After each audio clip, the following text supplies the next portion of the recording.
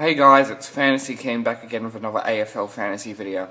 I know I'm a bit early here as it's Monday, but I had to trade. Well, I had to make my trades pretty quickly because my team was kind of frustrating this week.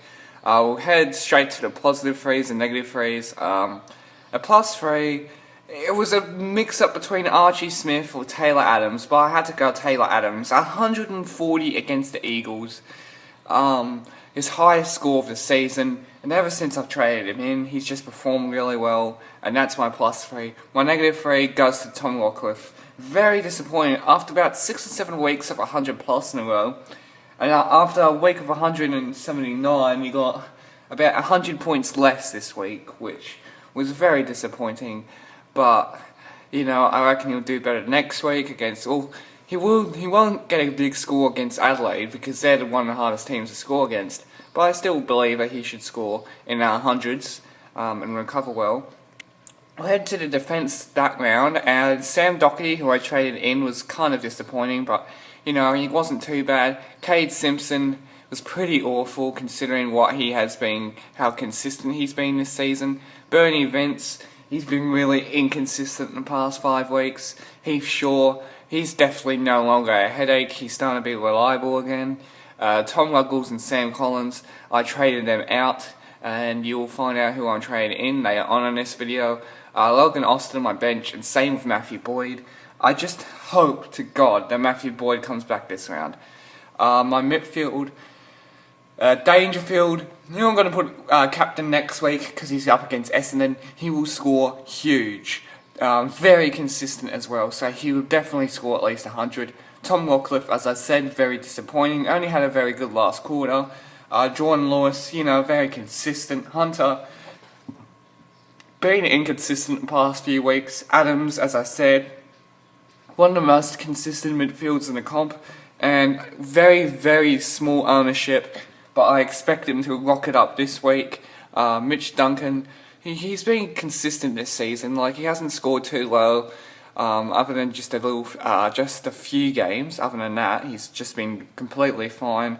Mitchell finally with 100 plus. He scored 3 goals, but that was really only his highlight. He was handling a lot of time up forward, but they did thrash Fremantle. And Andrew Gaff, 117 against Collingwood, which is what I wanted to see from him. From my bench in the midfield, there's 2 good ones, 2 good players, Matheson and Menegola, both scoring pretty solid. My rucks, Gorn of 106, and Archie Smith, the top scorer of Brisbane, with 96. I just hope that Stephen Martin comes back next week and he gets dropped, because I know he's picked up a lot of the price for me, but you know, I just don't. He'll average a lot less than what Stephen Martin does, and Adelaide don't have any rucks next week because Jacobs is out, and I think Jenkins will be the one filling it in. Forward, Zach Merritt, 4th lowest score of the year, and still 101. He's so consistent and reliable. Dustin Martin, 112. One of the most consistent players in the game. Robbie Gray, 93, vice captain. Yeah, once again, I was slightly disappointed. I wasn't as disappointed as I was with Rockcliffe, but you know, he's getting into the 90s in the past few weeks, and you know, I can cope with that. Montagna, oh my goodness, he's been terrible ever since I traded him in. Franklin, who has been, you know, very consistent this season. He should win the Coleman, but for some reason he's not first. And Clay Smith, 67. He'll be on my chopping block in the next few weeks. But Sam Reid on the bench made a very good score, made some money. And Tom Phillips, who I don't think will play any more games this season. We'll go into this week. Matthew Boyd, if he returns against North, he should get 100. Sam Doherty and Cade Simpson should get 120, considering they're up against St Kilda, who have a good forward but not too much of a good defence. But Doherty and Simpson will try and avoid that. But I'll show you my trades. I put Roy Laird in for Tom Ruggles.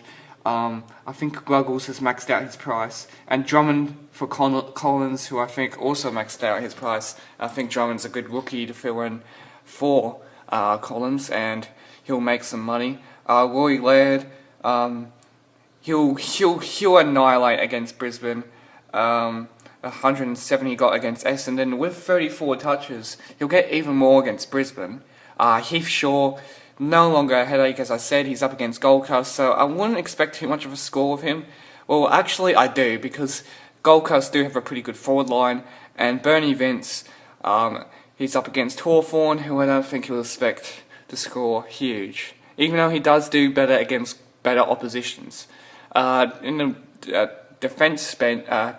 the bench cover for defence, I have Nathan Drummond, who, he's kind of consistent with his scoring, but he doesn't score too high, and he will make cash for me. And Logan Austin, who, I just don't have too much of a good feeling about him. He actually did gain a little bit of price, and he's finally getting in his 40s, so I'm okay with that. Dangerfield, as I said, captain this week, absolutely will annihilate Rockcliffe. He should score better than what he did last week, even though he's up against the even tougher opposition. Jordan Lewis should score 100 once again against Melbourne. Taylor Adams up against Richmond, who he should score 100 plus again. Lockie Hunter up against North should score 100 plus, but since North are the hardest team to score against, I'm not expecting too much from him. Duncan against Essendon, I don't think you get rid of Duncan because he's got an easy fixture for the rest of the season. So, he'll average 100 plus for the rest of the season, especially against Essendon. Tom Mitchell against Port should get 100, but considering his form, I reckon he could fall a little bit slightly under that.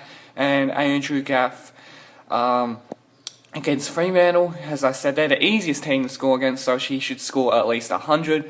And for my midfield bench, Matheson will be on my chopping block, even though he's been very good in price making this season. And Menegola, oh my goodness, he's rocketed up in price in the past 2 weeks. He's already gone up 75 grand. My rucks, Max Gorn, vice captain against Hawthorn. Hawthorn don't have too much for good luck. That's why I put him vice. And he's so consistent, as I said, the past 7 or 8 weeks he scored 100 plus. And Steph Martin, hopefully he returns. I might have to swap this around, the bench cover. I put RG Smith emergency. My forward, Zach Merritt, should definitely score 100, even though he's up against Geelong. He's just very consistent. Dustin Martin up against Collingwood, knowing him, he should score 110. Robbie Gray against Sydney, I don't expect too much from him. I expect a 95. Lance Franklin against Port. Port have a very overrated defence. I don't think their defence is too good at all, so he should score 100. Lee Montagna against Carlton. Now I'm just hoping that he'll finally get some good scores. He's been working a lot more in defence. He should get all DPPs other than flicking luck, because he's working in the defence, he's working in the midfield, and he's working in the forward line. And Clay Smith, who's been very, very good when it comes to the price and how consistent he is. And on my bench cover, I have Sam Reid, who finally got a pretty good score, and Tom Phillips, as I said, won't play any more games this season. I hope you guys enjoyed this fantasy video. As you can see, my remaining salary was 194 grand. My team value is 12.73 mil. Yeah, my score was definitely not as good as what it has been for the past few weeks, but I still went up a few ranks, and my overall round 19 rank was 9,938. So I hope you guys enjoyed this video. Make sure you subscribe if you did, and I'll see you once round 20, the first week of the finals, is completed. Until then, I'll see you later.